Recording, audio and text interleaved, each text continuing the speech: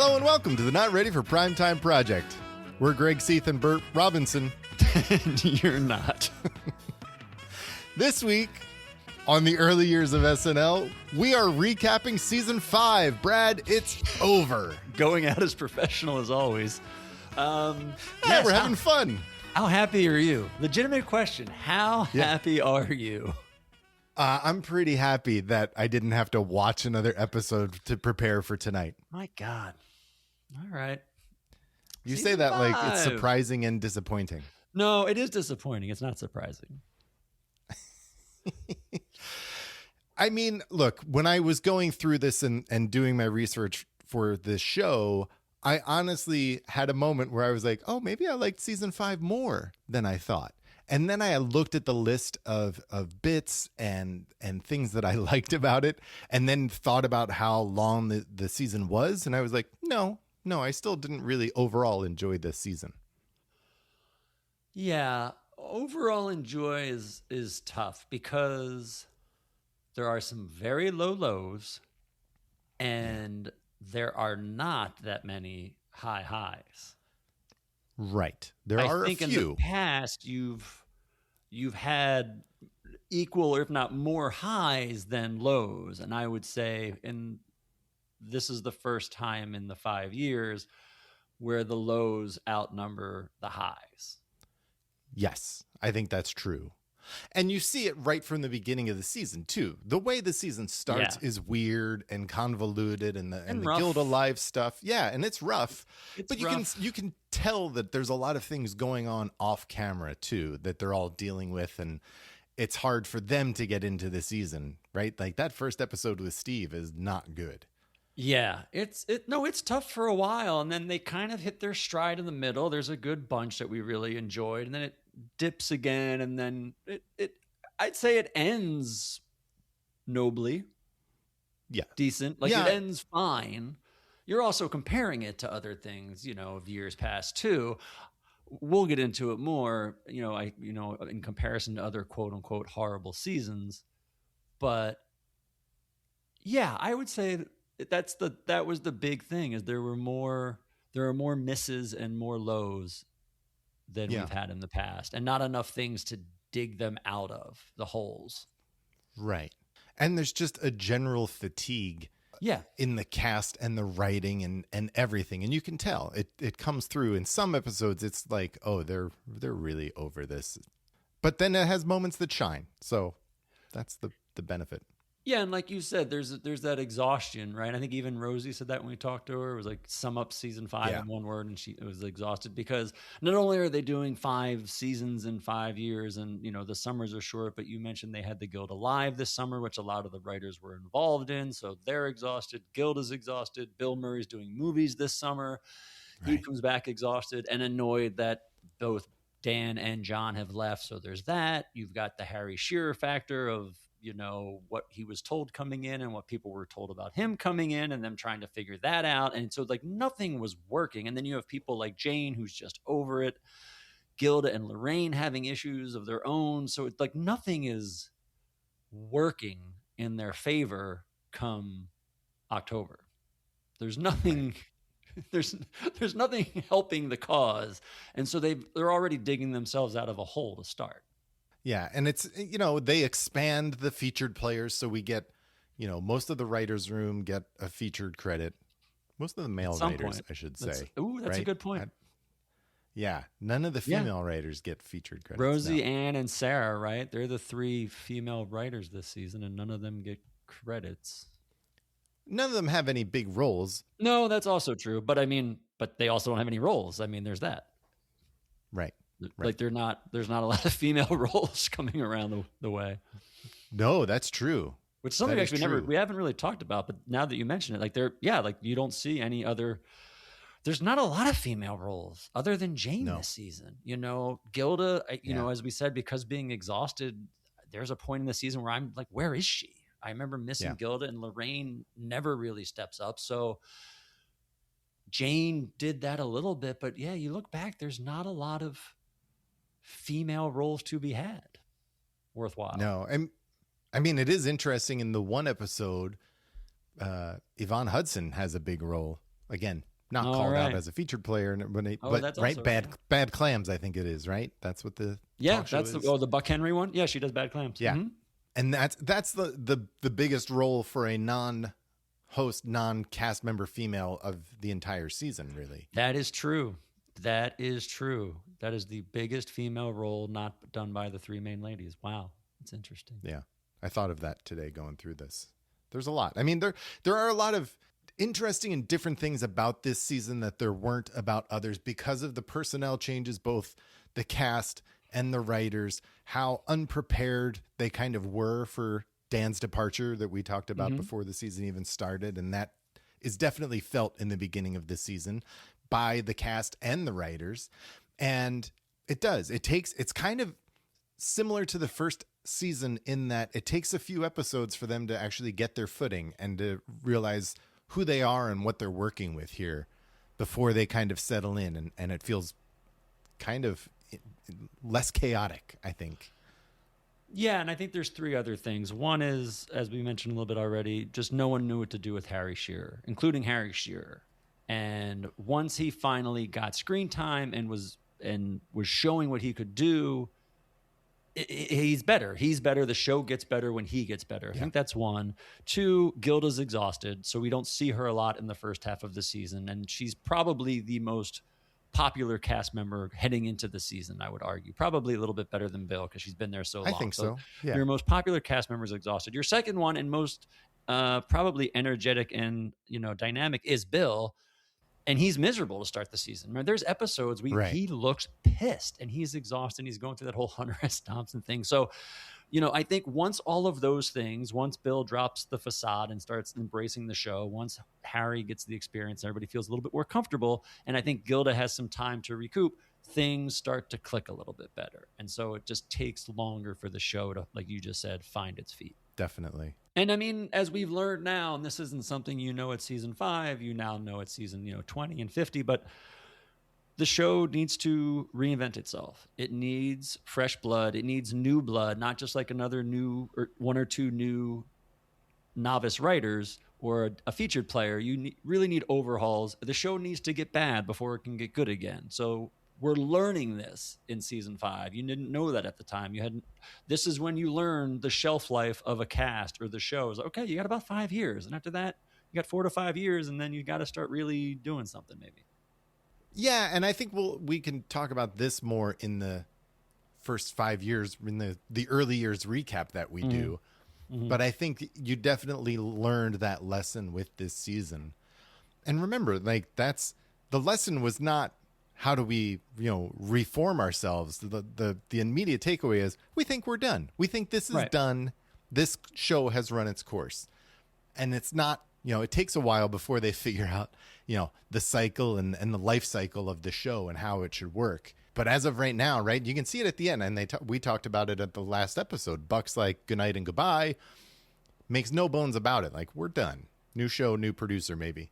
Yeah. Well, and Lauren won at the time. He knew. I mean, he could tell. Like, we need time. We need more than just 3 months. We need to take time off. We need to recalibrate. Right. Most of this cast is going to be out. So everybody involved knew, too, that something had to change. I don't think it was as big of a change as everybody thought it was going to be. But regardless, here we are, season 5. Should we go through our season 5 superlatives? Let's do it. Let's see how quick these are. Oh, this will be fun. All right. Let's start off with Brad. What was your best impression that was introduced in season 5? I'm going to say Harry Shearer's Ronald Reagan. That's what I had. We only got it twice.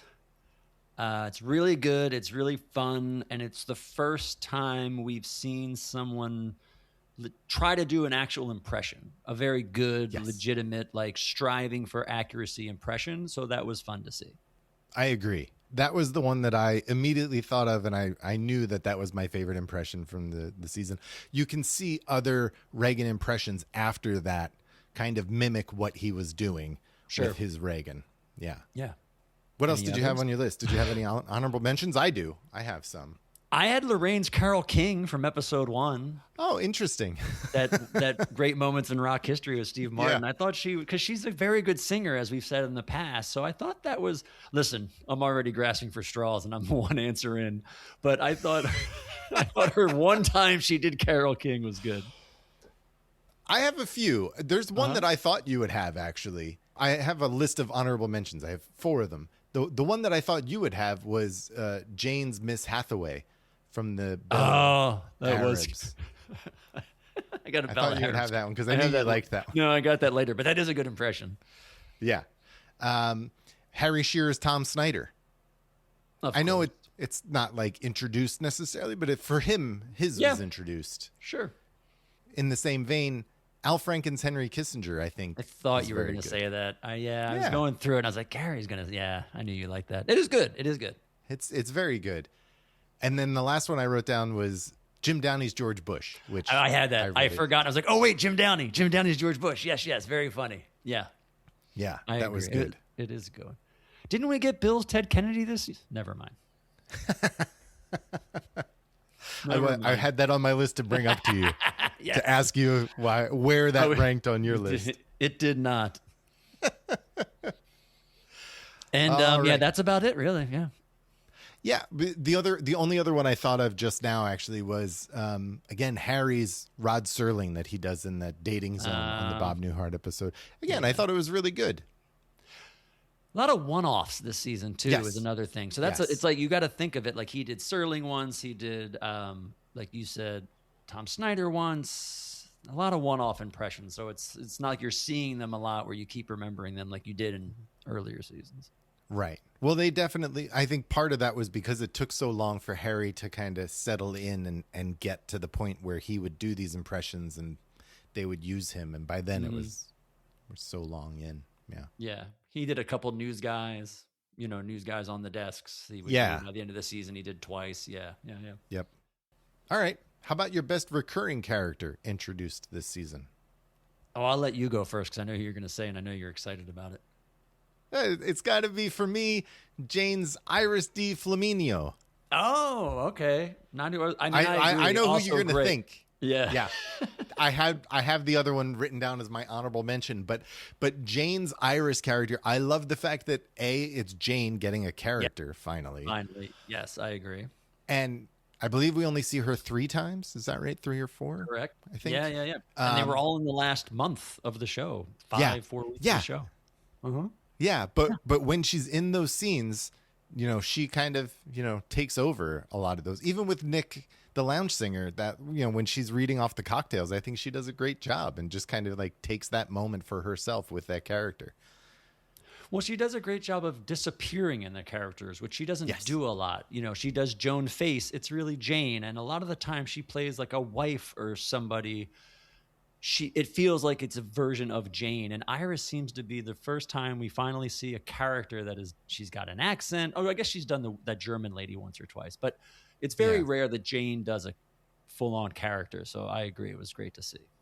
Primat is the only other character I can think of that she does. Sure. That's not. But full-on Jane, yeah. That's different, yeah. Yeah. The other one, of course, is Vic Ricker. Of course it is. Go ahead. Yeah, Harry Shearer. Harry Shearer he's a sports guy at the desk on Weekend Update. I loved these moments where Harry gets to monologue and just kind of go off and do his thing. And I think he's so good. His sensibilities are so smart. You really have to pay attention to what he's saying. Much like Dan, in that, you need to pay attention to what he's doing. It's not necessarily some crazy physicality stuff. It's all in his words. And it's nice that it's a character, which is a testament to Harry. It's one of the things, and I think we commented on it once or twice early on in the season when he's doing this, is he didn't like to do Harry Shearer. He never really did himself at the desk. Right. Like Lauren always wants you to be Dan Aykroyd or Bill Murray. He always came with a character. So it was fun, everything that you just said, but instead of it being Harry Shearer, it's some sort of a character. And that extra twist, I think, is a testament to Harry and just a little added bonus of watching him do those. I really enjoyed that. Only got him twice this season, unfortunately. I know. What else did you have? So am I to understand you're not going to say Abdul Assad? from the Bel Arabs? You're not saying Don Novello's is- character, the patriarch of the Bel Arabs, is not on your list? No, he's not. Nor is Gilda's grandma character from the Bel Arabs. I think. Well, she technically showed up last season. She was in that horrific Cicely Tyson episode. I love how we cannot get away from Cicely Tyson, but she was in that horrific Cicely Tyson episode as I think that roughly same character. I feel like you must watch the Cicely Tyson episode once a month just to refresh yourself on how much you dislike it. Oh my God. And we'll get into that later. The only other thing I came even close with, because I think there's only about a dozen new characters this season, and some of them are a stretch. The only one I kind of had was Garrett, the character he played in the winos, vintage winos. Yeah. Was I think the same character, Curtis, that was in the subway for the Elliot Gould Subway Genie sketch. Again, we're like grasping at straws here. But you know, the fact that Garrett had something, and I just because I loved that wino sketch so much, I was all right, great. We'll talk about Garrett for 2 minutes. Throw Garrett a bone because they're few and far between this season. Yep, that's fair. That's fair. He does a really nice job with that character too. Not a lot of characters for him other than Chico, really. But yeah, I mean, he does Chico well this year. We get to see him in that, and then you know the Curtis on the subway is just it's not written that well, and there's not a lot for him there, so it's very much a throwaway. But he does a great job in that wino sketch with Bill and Peter Aykroyd. Yeah. All three of those guys are fantastic. It's a really good sketch. All right, moving off of characters now, let's talk about our musical guests. This was an interesting season for musical guests. What a season, right? Right? Yeah. Right, you had a lot of up-and-coming musical acts, some who made their national TV debut, and others who were, you know, the Grateful Dead, who have been around for a long time. So who were your best musical guests? Obviously, David Bowie. I think I've been on record several times as saying easily my opinion, the best performance of all time on the show, I think, is David Bowie. The Specials, who, as we learned a few months ago, I had no idea who the hell they were. Probably my number 2. And then I think the B-52s round out that top 3 for me. I had the same top 3. I had the B-52s second and the Specials third. But yeah, same top 3. And then I had the Grateful Dead as my number 4. They were good. Yeah, I had other acts. You're going to laugh. I had Chicago. I still think that you were going to have Chicago. I think Chicago was They were fun. Even though I've come around a little bit, Sam and Dave were great. I didn't have the most applause for them when we talked about the episode, but they were a good act, and I was happy to see them. And another surprise that you can't forget is Andre Crouch and the Voices of Unity on that season finale. Very good as just an actual one-song performance. I still say blows the roof off the place. Probably one of the best single performances we've seen in 5 seasons.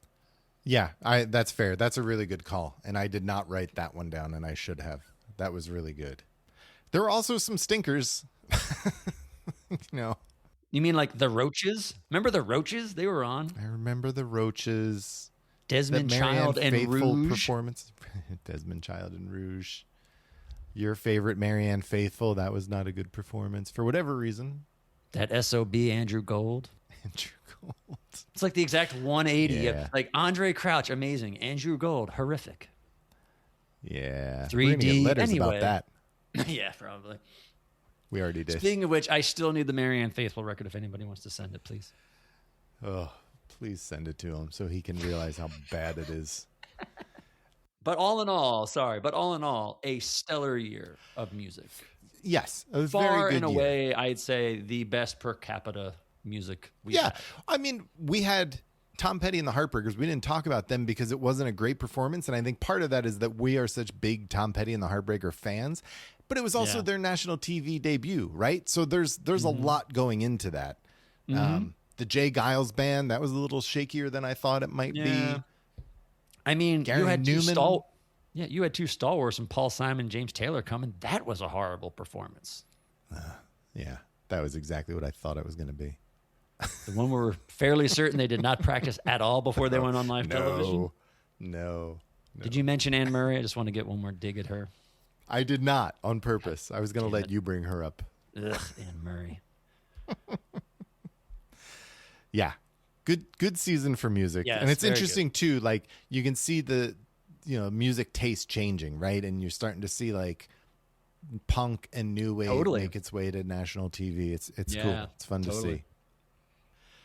All right, let's talk about our hosts now. We had some repeat hosts and we had some brand new hosts this season. We had some old school performers come in for the first time and not really nail it like you would hope they would.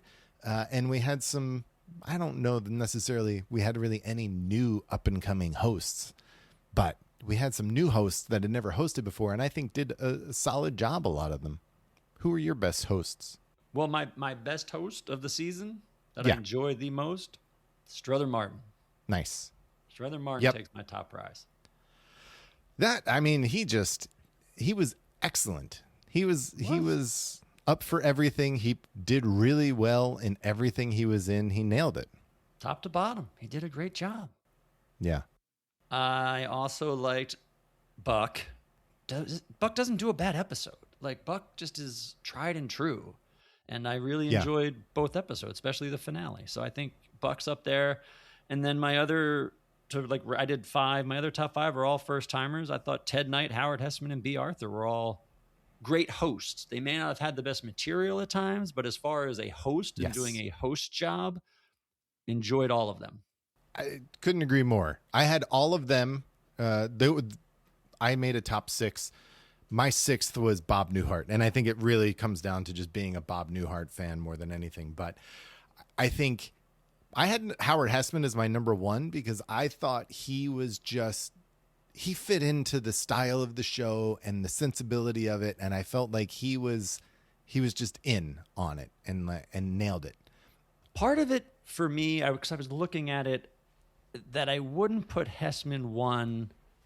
This isn't a fair assessment, but because of when he came in the show, he was early in the season and the season needed him, which, now that I'm saying is probably more reason why he should get your vote. So I understand it, but I was thinking like it was just because up to that point, the hosts weren't doing well. Like Buck's first episode was so. B. Arthur was fun, but she didn't hit as much as Hesseman. Like Hesseman just kind of clicked with everybody. He has that improv background and sketch background, and you could really tell he was enjoying it. He had a great monologue, and so he did. What did he have any misses? Well, he was in a Bel Arab sketch. So that's always tough. Yeah, that was tough. But he had a good spot on the radio show with Shearer.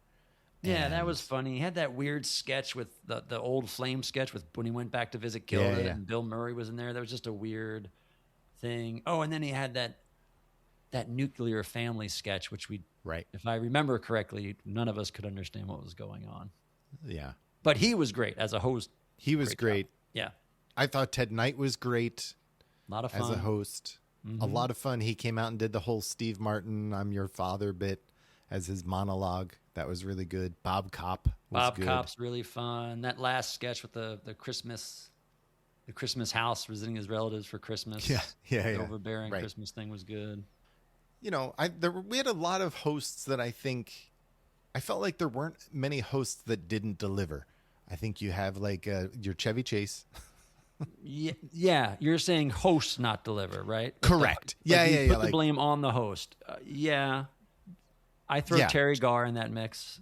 I know I'll get yelled at. Interesting. I don't think she brought much. Interesting. I put more of that on the writers, but I hate to say this, but I felt like I know he was sick, but it felt like Eric Idle didn't bring his A game that week. Yeah, I think that's an issue of early in the season that we were talking about because he had that shoe salesman sketch, which was really funny. That's right. Yep. Which was fun. And he had that 1-2 opening, he wasn't the cold open, but the cold open monologue thing was really funny. Right. Buck was excellent in that. I know it's not his episode, but I'll go on. Buck was showing up the whole first month Buck was on the show. Yeah. And then there were hosts that just didn't fit. Like Kirk Douglas did not fit. No, I agree. Rodney Dangerfield, not a good fit for the show. Tough one. I don't think Burt Reynolds was a great host for the show. I'm with you.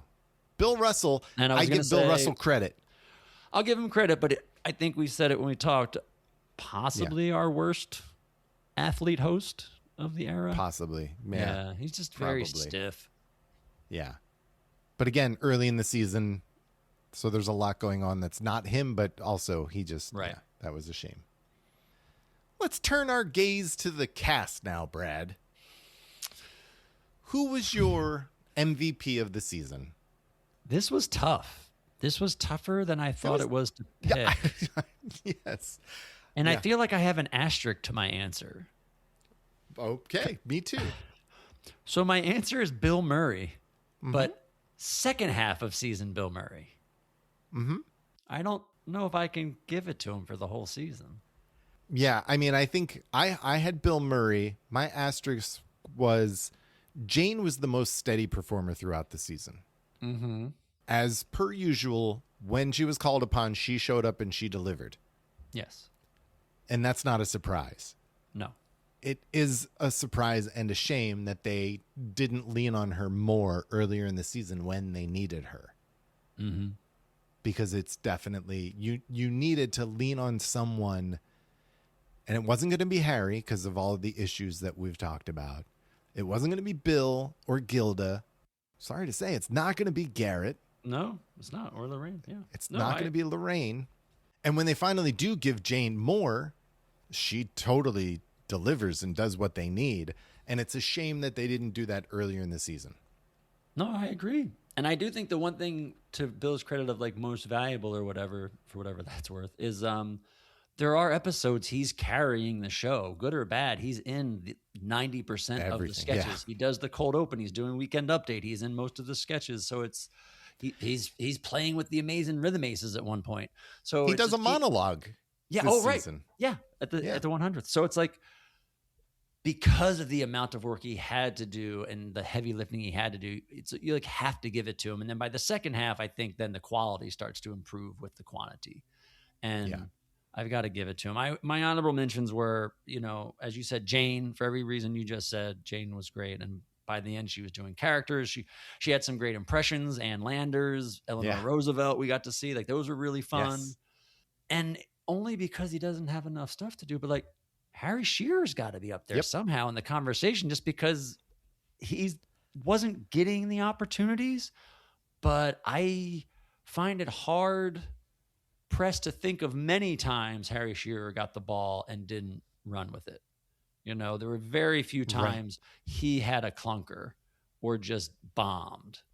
Once they started giving him some time and he did a couple of, 2 cameras himself, you could feel him kind of settling into it. And once they understood him and he understood the show a little bit better, that's when you saw he really took off. And I'll talk about him more later, but I think he was definitely up there. The 3 of them, I thought, were the key cast members for this season. Yeah, definitely. Because, unfortunately, Gilda's kind of a no-show. She does Rosanna a few times. We don't get nerds that many times. She could have done a bunch more. Connie Carson's would have been good. We didn't really get, we weren't getting a lot from her. No. But, every once in a while she'd shine. That Kirk Douglas sketch I really liked. The women's bathroom was a good one. I really liked that slice of life kind of thing she did with Burt Reynolds. So there were times when she would show you what she's got, but there's just a lot of times I feel like she wasn't there. Yeah. All right, let's move on to some of the bigger awards we're going to give out tonight. Let's go to best episodes. Okay. So I'm looking at the list here. We both had the Strother Martin episode as our number 1 episode of the season. Great episode, top to bottom. Nothing bad in it. Really good. No. And it's not just because we talked about it with Thomas Senna. I'm fairly certain. I took points away from that. That was an excellent for season 5 episode. Yep. After that, we have some some differences. Why don't you rattle off your top 5? I went with Buck Henry in the Tom Petty episode as my second. I thought it was really good. There's good sketches in that, and I really like Tom Petty. I put that at number 2. I put B. Arthur and the Roaches, number 3. I really enjoyed B. Arthur. I thought again, at the time of the season, it was a good host and it was a fun episode. Followed right up by the Howard Hessman episode. After that, those two, I have 3, 4. And then I have the Richard Benjamin Paula Prentice episode. I really like that one. I remember we talked about it. It's a very different episode because that episode's almost all of like slice of life and kind of weird things. There's not a lot of recurring characters that much. Right. But the sketches are actually all well written. They're all well performed. And then, the band you like the best this season, Grateful Dead's on there. So those were my 5. They were my 5. Yeah. But I will say, as we were talking earlier, normally I've had myself where I'm like struggling. Like I know my top 2 or 3, and then I've got like 4 or 5 that I'm fighting with to give the 4 and 5 spot. Yeah. And this year I'm like, who the hell are going to be 3 and 4? Like I was like, sure, I guess you could, like, I don't know. You could easily replace those last 3 with almost like 5 other sketches or episodes because, season 5. Yeah. Yeah. I that's interesting to me that you had that first Buck Henry episode up so high.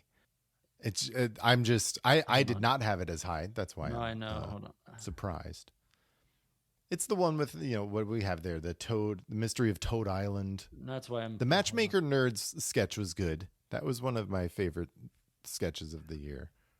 Yeah, Matchmaker Nerds is one of my favorites. Toad Island, I love the sketch for what it was, what they tried to do. That was a great cold open. That was the Jane and Bill Murray in the locker room. And that's right. He does right. the monologue about how Buck or NBC owes Buck or Fred Silverman owes Buck his life or something like that. So like that was a really fun one. The Spessy Pack was a live commercial they did. I didn't love Contract or the driving sketch, but like people like those sketches a lot. They think they're really good. So there's a lot of fun stuff in there. We got to see Harry in one of his earlier, that might've been the first sketch actually, Love Contract, that Harry Shearer was in. Probably not. I'm probably wrong. But no, it's not, but it was one of the first that he's featured. Yeah. And there's that funny grandparent, how to talk to your grandparents, another live camera or live to camera commercial that they did. So I don't know. There was just so much stuff in there. I was looking at it and compared. I was like, oh, it's like everything worked. I feel pretty well. And then again, Tom Petty. So anyway, those were mine. All right. I had Strother Martin, like we said, and then I had number 2 for me was the Richard Benjamin Paula Prentice episode. Wow. I liked that it was different. I liked that it didn't lean on recurring characters. I thought that actually worked for this episode. And I liked that we had 2 hosts who were not in it together except for the Joey Bishop sketch. Mm-hmm. Oh yeah. And so it didn't feel too like they didn't lean on a host at all for that episode. So I felt like that was a good episode that everybody got a decent amount of screen time. Mm. And then Howard Hessman, again, I thought he was really good. I mean, his background just kind of falls right in with what they're doing here.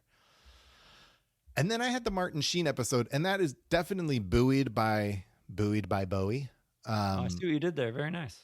Thank you. But I liked what he did. I enjoyed the whole Apocalypse Now sketch in reviewing it and going back to it and what they did with that. I thought that was fun. Is that it was 5, good. That 1, was 2, near. That 3? was in my list. No, that's your 4th, I think. That's my 4th. Yeah, my 5th was the Elliot Gould episode. What? Yeah, and going back and revisiting it, I don't think it's just because it's Elliot Gould, although I can't be certain. This was the whole Nixon in New York thing. I thought you were going to say Jewish genes thing. I thought that's why you put this in top 5. That's not why I put it in the top 5, but I thought you would have it higher because of that. I really enjoyed that whole Canadian Wizard of Oz thing that they did. You did like that. That's right. I did. I liked that more than you did. The debate was fine. Yeah, I liked the prison recruiting thing. You like the recruitment thing? The prison recruiting thing? What, really? I didn't. I mean, it wasn't my favorite. All Time Radio is in that episode. That's one of my favorite sketches. All Time Radio is good. Subway Genie is not. No, it's not. Nor really is Kramer versus Godzilla. I mean, oh man, that's a. And I like Gary Newman. I have the Elliot Gould episode like in the bottom 5 of the season. I know you do. I know. That's what's funny to me. Didn't like Gary Newman. I didn't like that they gave. I thought we remembered like Elliot Gould was like, just give the guy something to do. They wouldn't let the man sing and Yes. dance for Christ's sake. No, he got It's to bread play and a butter. subway genie. Yeah. And then I feel like the middle batch is interchangeable here for the most part. Yeah, I had Martin Sheen up there high, and then the second Buck Henry, Eric Idle, Ted Knight. And then, yeah, there's like a middle chunk where they're all just meh, like interchangeable, not great, not horrible really, but just there's just nothing there. Like middle of the road, no sketches stood out, and then you get to the bottom, I think 4 or 5, and they're just horrific. Yeah, I mean, my bottom 5, my worst episode of the season was the Chevy Chase episode. I have that next to last. I had Rodney worse than that. Yeah. I think because there was just nothing in Rodney's at all other than his monologue. Not that Chevy had that much more, but I think they tried more with Chevy, and I kind of wanted to. There was a little bit more, decent cold open. You didn't like the whole Al Franken. The whole sperm bank thing with Rodney? I didn't love that one. No. So I mean, they're both pretty low. And Burt Reynolds is horrible, and Anne Murray does no favors for that episode. So they're easily your bottom 3, in my opinion. I had Bill Russell as my third, not Rodney. Rodney was in my bottom 5, but he was not my bottom 3. And then I had Kirk Douglas. Yeah. But that's what we were saying. There's a lot of lows, and there's not enough high. Like I could easily. This is one where I know my worst 3 episodes, and now I'm fighting to who gets the distinction of joining like the bottom 4 and 5 worst, because there's a lot of worthy contestants. But the top of this list, I was like, I'm struggling to pick 5 great episodes. So yeah. Oh well, That's season tough. 5. Yeah, that is season 5, right? It's season 5. Yeah. All right, let's move on to our best bits. For those of you who don't listen to the show, this is an odd place to pick up, but you did. Every episode, you got Brad this and 2 more. You're fine. Brad and I pick our best bits from every episode. So, Brad, what were your best bits from the season? Not surprisingly, Royal Party, number 1. It's an all-time classic. Practically, I think we said it's a perfect sketch. I put David Bowie, that whole entire performance, is number 2. It's just one of the best of all time. Al Franken on Weekend Update, something that we saw get really good this year. He really found his niche in the Al Franken decade. And so I liked the Limo for Lamo one from Bob Newhart. It's, I think, just writing-wise, not the lore and all the bullshit story behind it, but I think writing and what it was his best one that he did. Substitute Judge from the Rodney Dangerfield episode. That's why Rodney's not so low. Substitute Judge is in that episode. I love that sketch. And All Time Radio, as I know you love. Those are my top 5. That's good. For me, Royal Party. I mean, that's no question, hands down. We both have that number 1. For me, number 2 is All Time Radio. I think Harry Shearer is brilliant in that sketch. I think it's a superbly written sketch. Like, the idea is so insane with the call-in and everything. So good. I had French Camp as number 3. So this was a takeoff of Cool Hand Luke. It's not fair. You saw Cool Hand Luke, so of course you can. Exactly. They should get an asterisk next to that one. Number 4, I had the Vintage Winos. So yes! Great sketch. Bill and Garrett and Peter Aykroyd as 3 winos who were arguing over the quality of the wines that they were obtaining. And then for me, I also had Al Franken Weekend Update. I had the income taxes one first. Oh, yeah. Paula Prentice. I really liked that one. Richard Benjamin episode. Yeah. I really enjoyed that one. But again, he was clicking. Those last few, he was clicking. Yeah. Yes, he was. And this whole season, once he got onto the Al Franken in the Al Franken decade, once he stopped being referred to as like social commentator or science reporter Al Franken. It was just Al Franken. It was just Al Franken. It was good.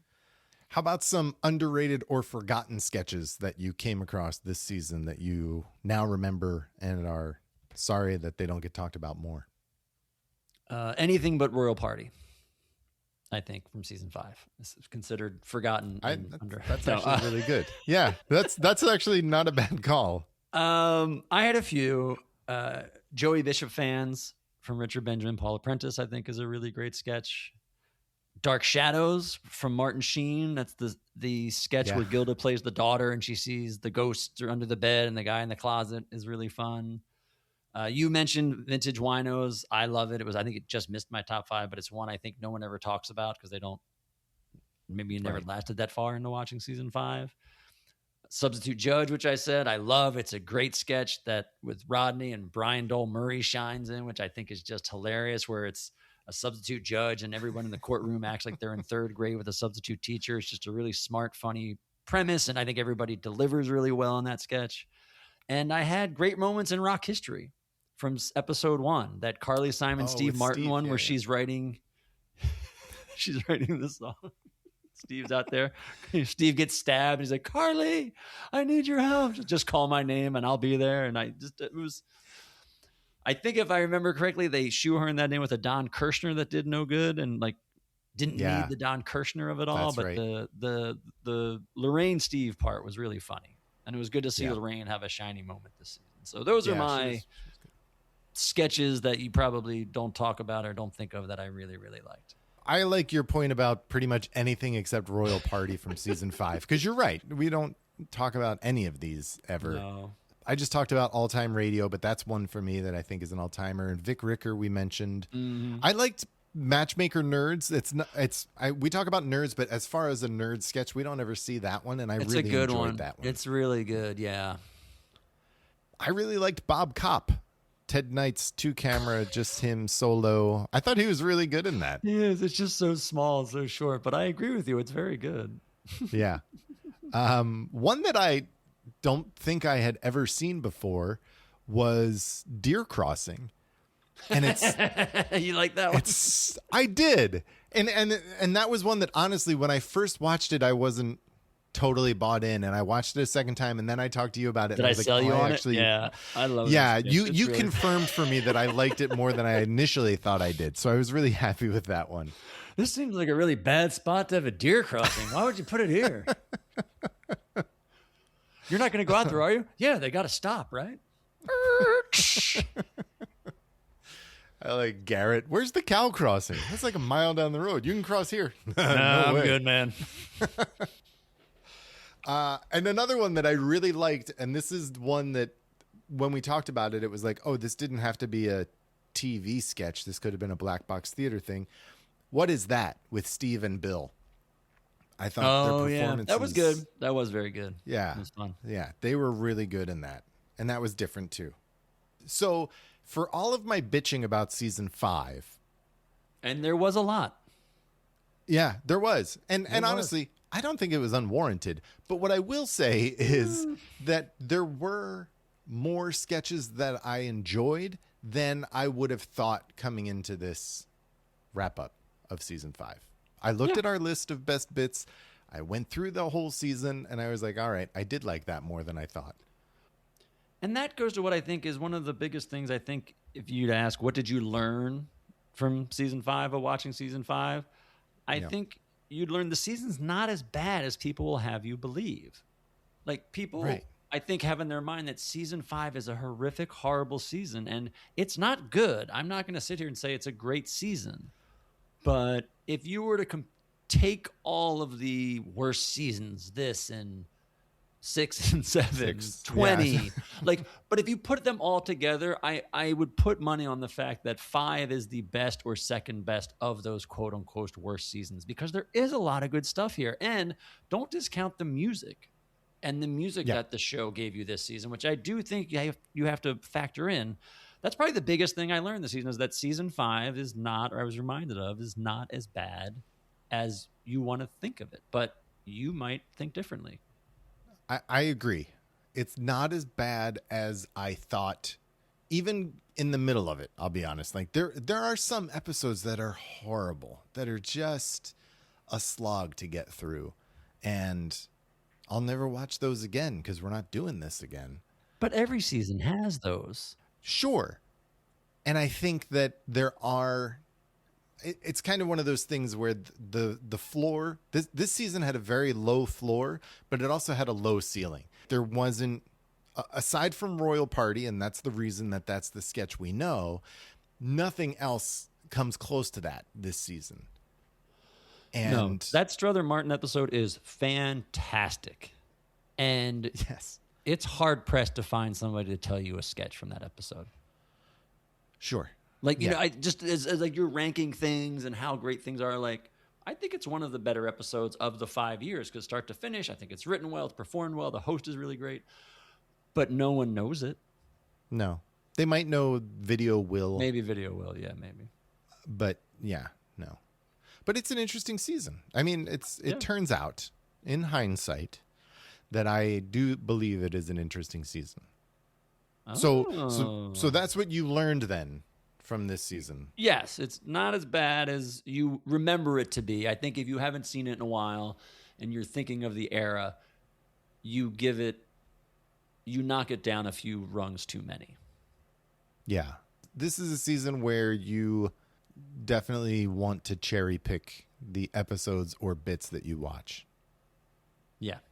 You want to know what I learned this season? I have two things. Mm-hmm. Two things that I learned. The first thing I learned is Kathy Lee Crosby is not Kathy Lee Gifford. No, she is not.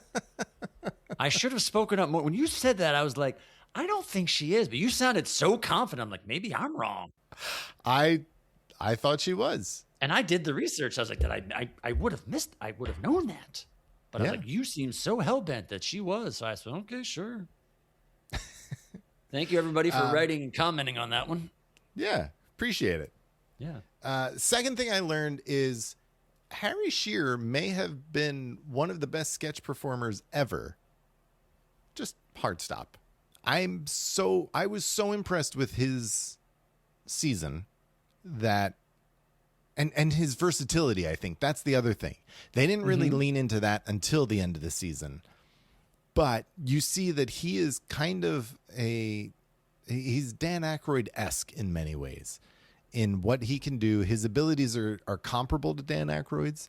His impressions are maybe a little bit better than Dan Aykroyd's.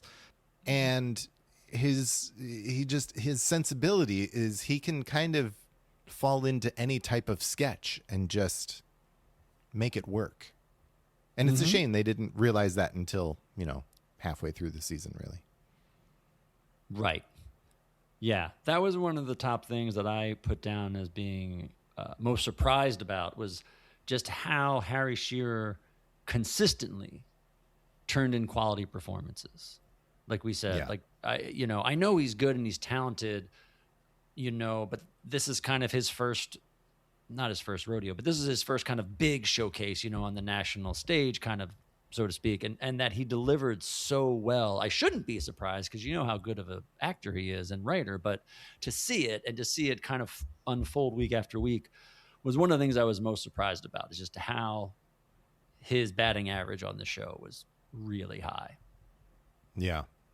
That was one of my surprises, was how good Harry was. The other was I was surprised how much of a backseat Gilda really took for much of this season. We talked about it earlier tonight, but that was something that caught me by surprise, was how, like you mentioned, there were episodes where she just wasn't around. She just wasn't there. And you kind of forget that. And all of a sudden be like, oh, wait, what was Gilda in tonight? Mm-hmm. Yeah, I rephrased it a different way of just saying I was surprised how much Gilda did not step up. Like this would have been her season to step up, take the reins, be the star of the show. And for whatever reason, exhaustion or whatever, tired or just wasn't getting the writing for her, I was surprised that she didn't step up more. So yeah, I'm with you on that. You know who I blame? G.E. Smith. You would blame G.E. You hate him. What else? I was also surprised at how often the writing did not deliver for the hosts. I think we had some really great hosts, as we were talking about, who did great jobs hosting, but the material just wasn't there. Elliot Gould, B. Arthur, Ted Knight, I want to say a bit. Bob Newhart had good stuff, but it would have been fun to see like something really fun and out of the box for Bob Newhart. It just kind of Right. got repetitive of just stuff not. And then there was just some episodes where just everything was just middle of the road. Like there was just nothing stellar. And I get it's hard to do every week, but it was just you noticed it so much this season of just the material not being there for people. Yeah. On an upside, I was surprised at just how good the musical guests were. Like top notch, very few duds this season. Yeah. I don't know. I feel like this was an area where you had a higher ceiling for the musical guests and a higher floor. But I feel like you did have you had more misses than I thought before going into today. I was surprised at the number of musical guests that I was like, eh. You know what it might be is you probably, I feel like, know more of these musicians than I do. So you had more of a background coming in where there are people like B-52s I don't know that well. So I was pleasantly surprised and enjoyed them. The Specials, no idea. Right. Who else? I think there was like one or two other bands. Like I just went in with no preconceived notions. So when they didn't suck, I'm like, this is great. Like I knew Anne Murray was going to suck. So I'm not surprised. I wasn't looking forward to the Roaches very much. You know what I mean? But right. So for me, there weren't misses because I was pleasantly surprised by many. Even Jay Giles' band, I'm like, okay, they're fun. They were good. They did a decent job. Yeah. Randy Newman did a decent job in his Newman was good. I like Bob Dylan and that era of Bob Dylan, so I liked him. Again, Chicago, I was pleasantly surprised by. I know we joke about it, but I very much did enjoy Chicago. The last thing that surprised me is that now we get to the end of season 5, and Jane Curtin has tied for number of times with a solo live from New York with an English milkman. Both have one. And both got their one sad. this season. So way to go, guys. Wow. Yeah. Way to spread the love around. So where does this rank for you in your top first 5 seasons? Season 5, we should say some of us more than others have railed against season 5, but let's just take a moment. Gary, you can go first, please. What did you like most this season? We've learned, surprised, but what did you enjoy and like the most from season 5? What did I like most from season 5? I liked. This is a harder question than I thought it might be.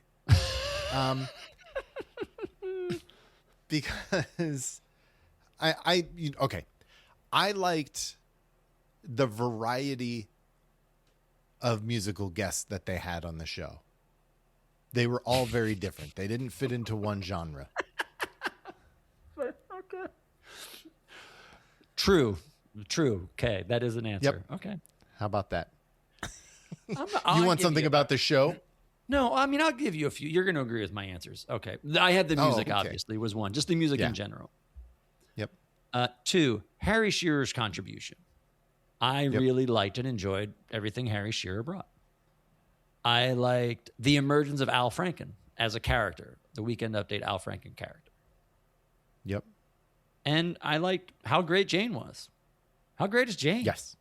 How great is Jane? She really, I mean, we said this earlier in the show, that she showed up all season. Mm-hmm. Pro. Even if she was over it, she's a total pro. I thought you would have said the Weekend Updates because you loved her and Bill the last half of the season. I did like those. I missed that we didn't get them the last couple of weeks, but the banter between the two of them I thought was pretty good most of the season. Yeah. And here's another thing I liked. They didn't totally kill you with recurring characters. No, we didn't get 18 Rosanna-Danas. We didn't get Nick the Lounge Singer every other week. You didn't get a lot of Nicks. You didn't get a lot of nerds. Nope. No, I do like that. I do wish that, as I said earlier, I wish I had seen more Vic Ricker or more Iris, but I'm glad that they didn't. Or more Garrett or more Laraine. Well, yeah. Yes. They're not characters, no. But yes. Last thing I wish they had done this season, more Zweibel. Of course. Can't get enough. Yeah. No. All right. So there are more things to like about season 5 than I may have thought even going through season 5. All right. That's fine. So where does it rank for you in the first 5 years? Oh, it's dead last. Yeah. Okay, good. Yeah, I came into this season with my rankings seasons 3, 4, 2, and 1, and 5. Yeah, it takes the bottom spot there. Yeah. Mine didn't change either. It's 2, 3, 4, 1, 5. So it's the same. It's the same. And that's it. That is a wrap on season 5, Brad. Season 5 in the books. How about it, We man? did it. We did. Yeah. Whew. Man. I feel like a boxer Now what? who just got beat up So everybody for keeps 10 rounds. everybody keeps asking. Now what? Well, luckily for everyone, we have a few more episodes that we're going to knock out. We got some more gas in the tank. And we have some more guests coming on to talk to us about the first 5 seasons. And we might throw a tournament talk in there too. Why not?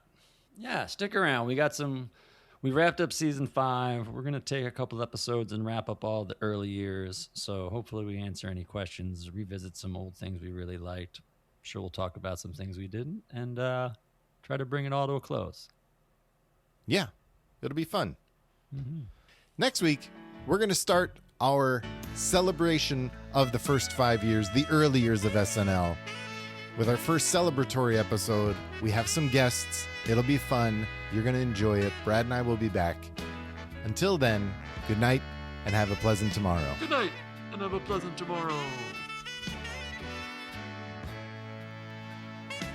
Thanks for listening to the Not Ready for Primetime Project. Please remember to rate and review and follow us on social media everywhere at NR4PT Project. The Not Ready for Primetime Project team is Brad Robinson and Gary Seif. Our editor is Will Bond, who hosts his own podcast with his brothers, Reviewing Doctor Who, which you can find wherever you're listening to this. Thanks for listening. Good night, and have a pleasant tomorrow. Brad, why do you do this? Do you do this to hurt us?